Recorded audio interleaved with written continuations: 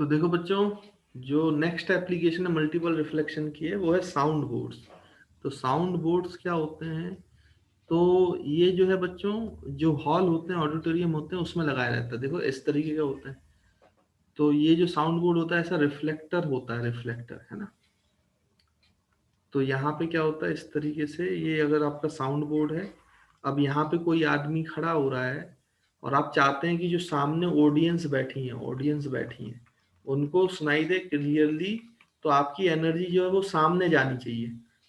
जो आप बोल रहे हो तो पीछे भी एनर्जी आती है, लेकिन ये सारी एनर्जी अगर सामने जाएगी तो ऑडियंस को बहुत अच्छे से सुनाई देगा।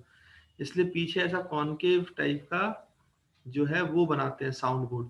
और उसके फोकस में, याद करो फोकस मैंने आपको बताया था, तो फोकस में स्पीकर खड़ा हो जाता है। तो जब स्पीकर बोलता है तो जो साउंड एनर्जी पीछे जाती हैं वो यहाँ से रिफ्लेक्ट होके सीधे आगे की तरफ पहुंच जाती है। तो ज्यादा से ज्यादा एनर्जी आगे जाती है और ऑडियंस को क्लियरली सुनाई देता है। ऐसी टॉप में भी कर देते हैं बच्चों, टॉप को भी थोड़ा सा ऐसे सरफेस को इस तरीके से कॉन्केव रखते हैं, ताकि जब यहाँ से स्पीकर बोले, जो जैसे सिनेमा हॉल वगैरह है, तो यहाँ से टकराने के बाद, रिफ्लेक्शन होने के बाद सभी ऑडियंस तक सही तरीके से एनर्जी जो है वो पहुंच जाए और उनको सुनाई दे। तो ये कर्व्ड सीलिंग वाला भी पार्ट होता है और ये साउंड बोर्ड होता है ना बच्चों। तो साउंड बोर्ड में भी ये रिफ्लेक्शंस होते हैं बहुत सारे। तो इस तरीके से आप क्या है कि मल्टीपल रिफ्लेक्शन का यूज करके एनर्जी को एक पर्टिकुलर डायरेक्शन में पहुंचा सकते हो। यही मल्टीपल रिफ्लेक्शन का बेसिक रोल है, फिनोमेना है ना बच्चों। जैसे यहाँ पे लिखा भी है तो इसको एक बार रीड भी कर लो आप लोग कि साउंड बोर्ड्स क्या होते हैं। Sound boards generally ceilings of concert halls या कॉन्फ्रेंस हॉल्स या सिनेमा हॉल्स आर कर्व्ड। तो सीलिंग जो होती है कर्व्ड होती है, so that sound after reflection reaches to all. यहाँ पे आप बोल सकते हो रीचेस टू ऑल ऑडियंस, भी बोल सकते हो, कॉमर्स नहीं बोलना है। और reaches to all audience of hall, है ना। फिगर मैंने आपको बताई दिया। Sometimes big halls and churches concave reflecting board, तो कॉन्केव रिफ्लेक्टिंग बोर्ड भी प्लेस किया जाता है एट द बैक, जैसे मैंने अभी आपको समझाया, back of speaker, to reflect the sound to the audience. Sometimes a curved soundboard may be placed behind the stage so that the sound, after reflecting from the soundboard, reflecting करता है साउंडबोर्ड से and spreads evenly across the width of the hall। है ना, ये hello नहीं है, hall है। इसको सही कर लेंगे। This is not hello, this is hall. तो हॉल के सभी में इवनली डिस्ट्रीब्यूट कर देता है ना। इस तरीके से साउंड बोर्ड या सीलिंग हॉल के, कंसर्ट हॉल के सीलिंग्स वगैरह होते हैं, वैसे काम करते हैं। तो ये भी मल्टीपल रिफ्लेक्शन का एक बड़ा अच्छा यूज है ना। तो चलिए बच्चों, मेरे ख्याल से ये भी आपको क्लियर है। सिंपल सिंपल से एप्लीकेशन है, कोई इसमें ज्यादा बड़ी दिक्कत नहीं होती। आगे अगर हम देखें भाई, तो जो नेक्स्ट मल्टीपल रिफ्लेक्शन का अच्छा उपयोग है वो है कर्विंग हैंड्स। तो आप कभी कभी ऐसा करते हो ना कि चीजों को सुनने के लिए अपना हाथ जो है वो कान के पास कर्व करके लगा लेते हो, है ना, ऐसे कान के पास हाथ लगा लेते हो और सुनते हो। जब आपको कोई चीज जो धीरे से आवाज आ रही है उसको अच्छे से सुनना है ना। तो कर्विंग हैंड्स क्या होता है, या फिर आपने देखा होगा कभी कोई आपको, आपका फ्रेंड कोई ऐसी चीज बताता है जो आपके और उसके बीच में हो, बिल्कुल किसी को वो बात पता ना चले, और कई लोग हैं तो वो आपके कानों में हाथ लगाकर बताता है। हाथ लगा के बताता है ना, कान में बोलता है तो आपको सुनाई देता है, बाकी लोगों को सुनाई नहीं देता है। तो वही है, उसमें ही मल्टीपल रिफ्लेक्शन का रोल है ना। जब बहुत कम इंटेंसिटी होती है साउंड की तो उस तरीके से इंटेंसिटी बढ़ाने की कोशिश की जाती है। तो यही बोल रहा है, curving hands behind the ear enable us to hear a distinct sound clearly. The curved hands behind our ear form parabolic reflector, तो वो पैराबोलिक रिफ्लेक्टर की तरह काम करता है। Which concentrate the distance sound on our ears, तो वो distance sound के जो रेज हैं, साउंड की वेव है, उसको कंसंट्रेट कर देता है हमारे कानों में, ईयर्स में, है ना। This result in the increase in intensity of sound, इसी तरीके से इंटेंसिटी ऑफ साउंड इंक्रीज हो जाती है and make Audible that otherwise फेंट डिस्टेंस साउंड, है ना, उसको ऑडिबल बना देता है जबकि वो फेंट साउंड थी, है ना। तो इस तरीके से कभी कभी हमें चीजें सुनाई दे जाती हैं। आई होप आपको मल्टीपल रिफ्लेक्शंस का जो कॉन्सेप्ट है बच्चों वो क्लियर होगा, समझ में आया होगा, है ना। तो इसको भी आप एक बार रीड कर सकते हो। अब देखो बच्चों, छोटे से टॉपिक हैं, हालांकि ये अपने आप में बहुत बड़े टॉपिक्स होते हैं, है ना। जैसे पूरी वो एक्चुअली में टेक्नोलॉजी भी बेस्ड होती है, लेकिन हम उसकी बात नहीं करेंगे। छोटे से मतलब ये जो है जो वर्ड्स हैं और जो फिजिक्स में यूज किए जाते हैं उसको हम यहाँ पे समझ लेते हैं, साउंड से रिलेटेड चीजें, लेकिन छोटी छोटी डेफिनेशन है वो आपको समझ में आनी चाहिए, क्लियरली क्लियर होना चाहिए, उसी को हम बात कर रहे हैं। इसको बोलते हैं शॉक वेव्स और या फिर सोनिक बूम। तो ये शॉक वेव्स क्या है, सोनिक बूम क्या है? होता क्या है बच्चों की, कोई भी आपका एयरक्राफ्ट, ऐसा कोई भी एक आपका एयरक्राफ्ट है, अगर वो एयरक्राफ्ट जो है वो बहुत तेजी से आगे जा रहा है, उसकी velocity greater than velocity of sound है, अगर वो साउंड की स्पीड से बहुत तेज जाता है, साउंड की स्पीड से भी तेज भाग रहा है, साउंड की स्पीड से भी तेज भाग रहा है, तो वो क्या करेगा कि वाइब्रेशंस प्रोड्यूस करेगा, वाइब्रेशंस। तो यानी कि वो प्रेशर क्रिएट करता है, प्रेशर क्रिएट करता है। तो जब ऐसे निकलता है तो उसके रीजन में, ऐसे कोनिकल रीजन में, जैसे ये एयरक्राफ्ट है, कोई भी जैसे मिसाइल है, तो मिसाइल की स्पीड अगर इससे ज्यादा है, तो जब इतनी स्पीड से जाएगा तो ये पीछे की तरफ ऐसे कोनिकल शेप में बहुत सारा प्रेशर क्रिएट करेगा। अब ये प्रेशर इतना ज्यादा होता है बच्चों कि अगर इस रीजन में, इस कोनिकल रीजन में कोई ऑब्जेक्ट आ जाए तो वो डैमेज हो जाएगा। और अगर आपकी बिल्डिंग बिल्डिंग के पास से निकल जाए और बिल्डिंग आपके कोनिकल रीजन में आ जाए और कोई बड़ा एयरक्राफ्ट लगा है, तो वो इतना प्रेशर क्रिएट करेगा, उसकी वेलोसिटी ऑफ साउंड से ज्यादा होती है, इतना खतरनाक प्रेशर वेव होती है वो, कि आपकी बिल्डिंग टूट भी सकती है। जैसे कई बार आपको देखा होगा कि बहुत तेजी से कोई एयरक्राफ्ट अब किसी बिल्डिंग से, कई बार आपने पिक्चरों में देखा हो, शायद ऐसा किसी पिक्चर में देखा हो आपने कि कोई एयरक्राफ्ट बहुत तेजी से बिल्डिंग के पास से निकल जाता, तो बिल्डिंग के जो शीशे हैं, कांच है, वो टूट जाते हैं। वो इसलिए होता है क्योंकि वो इससे जाता है। इसको बोलते हैं जब कोई भी पार्टिकल, कोई भी चीज, ऑब्जेक्ट जब साउंड की स्पीड से भी ज्यादा स्पीड से जाता है, उसको बोलते हैं सुपरसोनिक स्पीड। उसको बोला जाता है बच्चों सुपरसोनिक स्पीड। तो कोई भी एयरक्राफ्ट या कोई भी ऑब्जेक्ट जब सुपरसोनिक स्पीड से ट्रेवल करता है तो वो अपने पीछे कोनिकल शेप में, कोनिकल रीजन में एक बहुत हाई प्रेशर की वेव बनाता है, रीजन बनाता है। और ये इतना प्रेशर खतरनाक होता है कि बिल्डिंग की बिल्डिंग भी टूट सकती है, ग्लास टूट जाता है, और ये बहुत खतरनाक भी होता है ना बच्चों। ये जो वेव्स प्रोड्यूस कर रहा है, इतने खतरनाक वेव्स प्रोड्यूस कर रहा है सुपरसोनिक स्पीड की वजह से कोनिकल रीजन में, इसी को बोलते हैं शॉक वेव्स, इसको बोलते हैं शॉक वेव्स।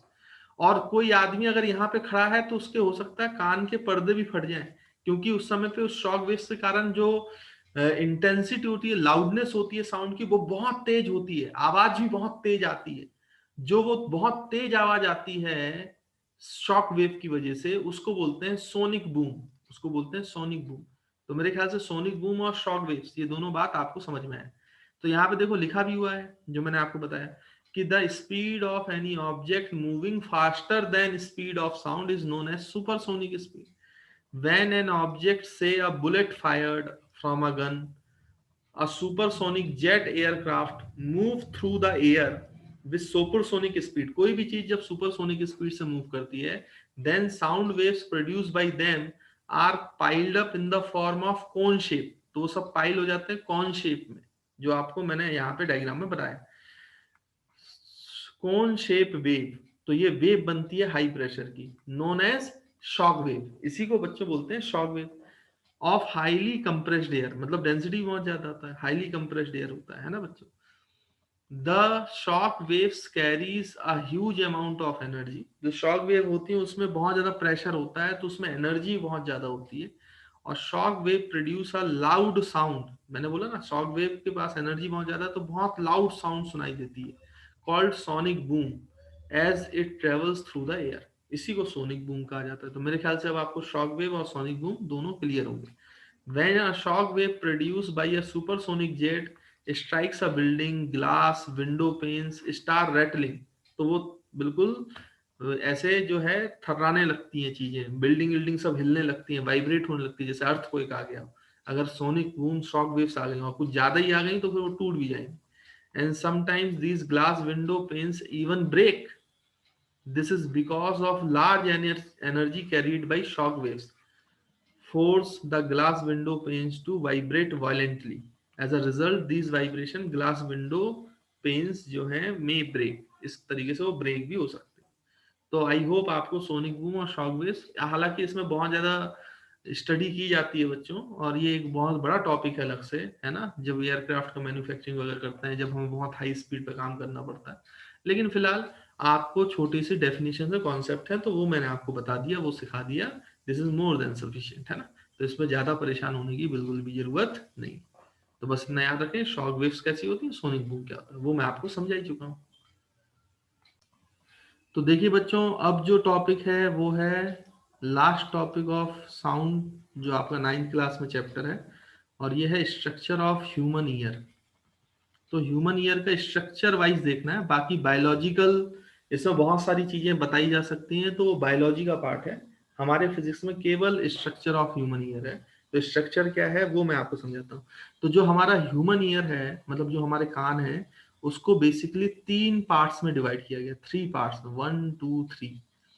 एक जो होता है इसको बोलते हैं outer ear, outer ear, outer ear. दूसरा बोला जाता है बच्चों मिडिल ईयर, मिडिल ईयर। और तीसरा बोला जाता है आपका इनर ईयर। तो 3 पार्ट में डिवाइड किया गया ईयर को, outer ear, middle ear, inner ear. अब देखो आउटर ईयर में क्या होता है, ये जो आपका बच्चों कान का जो आउटर पार्ट है, इसको ईयर कैनाल बोलते हैं, जहां से साउंड वेव अंदर जा सकती है। तो आउटर ईयर में ये ईयर कैनाल होती है बच्चों, ठीक है।